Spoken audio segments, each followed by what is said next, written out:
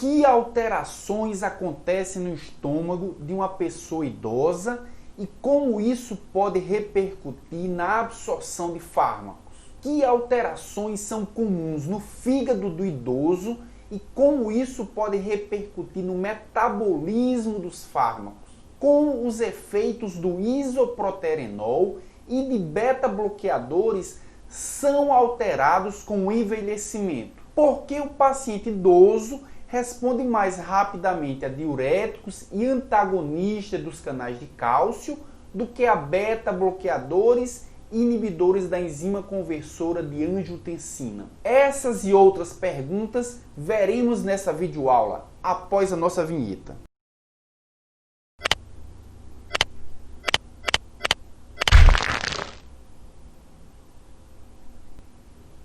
Olá, eu sou o professor Sérgio Araújo e hoje veremos um assunto extremamente importante, que são as alterações farmacológicas decorrentes do envelhecimento, ou seja, como os idosos respondem aos tratamentos farmacológicos. Então vamos começar com um caso clínico. A nossa paciente de hoje é a Dona Josefina. Dona Josefina é uma senhora de 77 anos de idade. Ela é obesa com IMC de 37,6 quilos por metro quadrado. É uma paciente que foi diagnosticada com diabetes tipo 2 há 17 anos e também é hipertensa, apesar de estar controlada a sua pressão arterial. Dona Josefina é usuária também de corticosteroides de uso oral, isso cronicamente. É uma paciente com insuficiência renal crônica, com dificuldade de acuidade visual, com desconforto abdominal e também apresenta episódios de diarreia e de vômitos. A Dona Josefina apresenta dificuldade na execução das suas atividades diárias e também relata troca de acompanhamento médico recentemente. Os medicamentos em uso pela Dona Josefina são metformina, gliclazida, insulina NPH, losartana, cetoprofeno e a prednisona. Então vejam que nesse caso clínico reflete bem a rotina diária dos pacientes idosos. São pacientes acometidos por doenças crônicas, como diabetes, como hipertensão. São pacientes que fazem uso de vários medicamentos ao mesmo tempo. E aqui com um agravante, um desses medicamentos, que é a prednisona, ela vai repercutir na osteoporose que a Dona Josefina poderá potencialmente ter, se é que não já tem, e também vai repercutir no controle pressórico, já que sabemos que os corticosteroides podem aumentar os níveis pressóricos. Os objetivos da aula de hoje são os seguintes. Vamos conhecer o crescimento populacional de idosos no mundo. Também vamos analisar os principais medicamentos usados pelos idosos. Vamos reconhecer quais são as alterações fisiológicas que ocorrem nos pacientes idosos. E vamos entender também quais as consequências para a farmacocinética e para a farmacodinâmica que são resultados desse envelhecimento. Aqui nesse gráfico nós podemos ver o crescimento populacional mundial de idosos. Em 1950, os idosos eles representavam aproximadamente 6% da população mundial. Em 2009, essa proporção já era de aproximadamente 11% da população mundial. E a expectativa é que em 2050 essa proporção seja de 22% da população mundial. Então vejam que o crescimento da população de idosos ela vem se acelerando. Nos primeiros 59 anos mostrados nesse gráfico, o crescimento foi apenas de 3% da população mundial. Mas nos 49 anos seguintes, nós tivemos um crescimento de 11%. E o que é mais agravante, nós dobramos a proporção de idosos no mundo. Isso não tem consequências apenas do ponto de vista socioeconômico.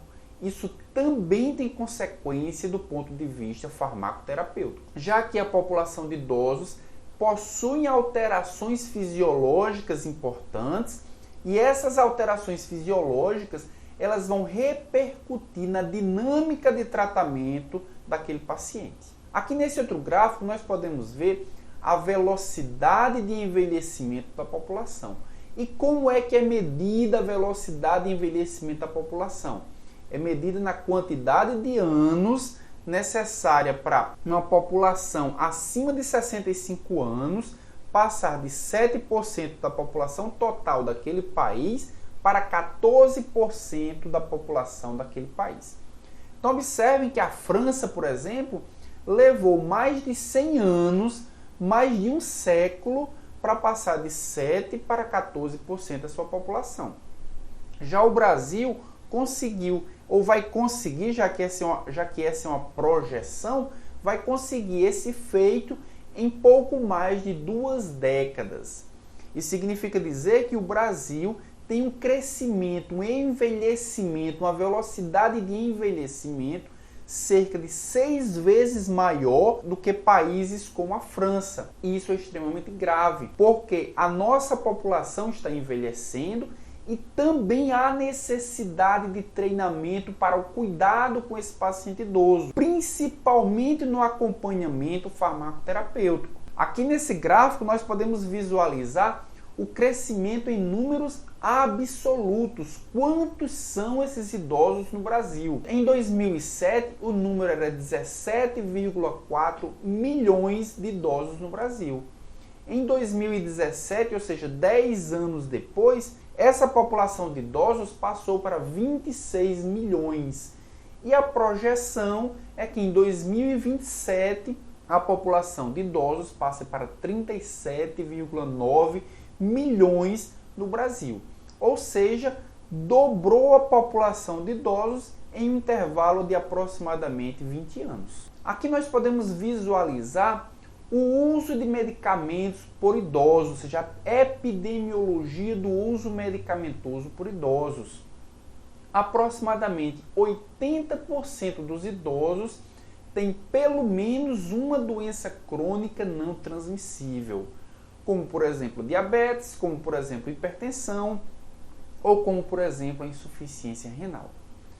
E doenças crônicas não transmissíveis são doenças na qual o tratamento ele é contínuo e prolongado. Tratamentos contínuos e prolongados é uma condição muito conhecida de reações adversas a medicamentos. E quando nós olhamos para a população de idosos que já apresentam alterações fisiológicas importantes, o uso de medicamentos, ou seja, a exposição a esses medicamentos, aumenta muito a chance de reações adversas. Olhando ainda para os números, 15% dos idosos eles têm pelo menos 5 doenças crônicas não transmissíveis, o que multiplica ainda mais a chance de utilizar medicamentos, o que multiplica ainda mais a exposição a medicamentos que podem causar reações adversas. Os números ainda mostram que 23% da população brasileira consome 60% dos medicamentos, sendo a maioria pessoas de 60 anos ou mais. Ou seja, o envelhecimento não só altera a fisiologia, como também altera o perfil e a epidemiologia do uso de medicamentos. Com o aumento da idade, nós temos aumento das doenças, aumento do uso de medicamentos e alteração, ou seja, maior susceptibilidade à ação desses medicamentos. Isso, na verdade, é uma bomba relógio. É uma bomba relógio porque o paciente que mais vai usar medicamentos é aquele que é mais susceptível a reações adversas. Por essa razão, há necessidade de entendermos claramente o que é que o medicamento que foi previsto, que foi criado e desenvolvido para produzir algumas ações farmacológicas, poderá produzir em um paciente que, na maioria das vezes, não está preparado para a ação daquele fármaco. Um outro número importante é que 33% das drogas prescritas nos Estados Unidos são usadas por idosos. Ou seja, um terço de todos os fármacos prescritos são fármacos para idosos. Então já podemos aqui aprender um outro conceito, que é o conceito de polifarmácia. Ou seja, o paciente que faz uso de vários medicamentos. Quando nós comparamos, por exemplo, um paciente adulto jovem com um paciente idoso, nós podemos ver claramente na prescrição que um paciente adulto jovem apresenta um número muito menor de fármacos sendo prescritos do que um paciente idoso. Aqui nessa outra imagem nós podemos ver o resultado da polifarmácia. Então, idosos com múltiplas doenças. Essas doenças geralmente são doenças crônicas degenerativas, o que a gente chama de polipatologia. Também o aumento no consumo de drogas para controle das comorbidades, já que esse paciente apresenta múltiplas doenças. Essas múltiplas doenças precisam ser controladas por múltiplos fármacos e também esses medicamentos precisam ser utilizados de forma contínua e de longa duração. Todos esses aspectos, eles resultam no que se chama polifarmácia, ou seja, a necessidade de utilizar vários medicamentos simultaneamente. Aqui nessa imagem nós podemos ver qual a proporção de medicamentos por idosos. Então, os idosos da comunidade, eles usam pelo menos 4 medicamentos todos os dias, o que já é um número bastante elevado. Mas quando nós comparamos por idosos de instituições de longa permanência, eles usam em média 7 medicamentos todos os dias, o que aumenta ainda mais a chance de reações adversas a medicamentos. E quando nós olhamos para o contexto hospitalar, esse número é ainda mais assustador. Os idosos de hospitais, eles usam pelo menos 10 medicamentos todos os dias. Então vejam que a escala só tende a piorar. Então, pacientes idosos que estão internados em hospitais, eles tendem a ter reações adversas, eles tendem a ter interações medicamentosas, isso potencialmente, porque obviamente ele está sob o cuidado de vários profissionais, mas potencialmente ele tende a ter mais reações adversas e mais interações medicamentosas do que os idosos da comunidade. Como esses pacientes estão sob os cuidados de uma equipe multiprofissional, essas reações adversas e essas interações, na maioria das vezes, são identificadas e também são prevenidas. Quais os medicamentos que são usados pelos idosos? Nós podemos ver aqui nessa imagem que 72% de todos os medicamentos usados pelos idosos são medicamentos usados cronicamente, ou seja, utilizados por um tempo bastante prolongado. Desses medicamentos usados cronicamente, 54% são utilizados para tratar doenças cardiovasculares, 21% são utilizados para tratar doenças do trato gastrointestinal e 18% são utilizados para tratar doenças do sistema nervoso central. Isso já nos dá uma visão geral de quais os fármacos que potencialmente podem causar reações adversas. Então, fármacos cardiovasculares, do trato gastrointestinal e do sistema nervoso central podem ser um alvo importante para reações adversas e, portanto, precisam ser monitorados pela equipe multiprofissional de forma muito mais contínua e muito mais próxima. Aqui nessa imagem nós podemos ver as consequências de alto impacto de um paciente idoso e a sua polifarmácia, ou seja, e o uso de vários fármacos ao mesmo tempo.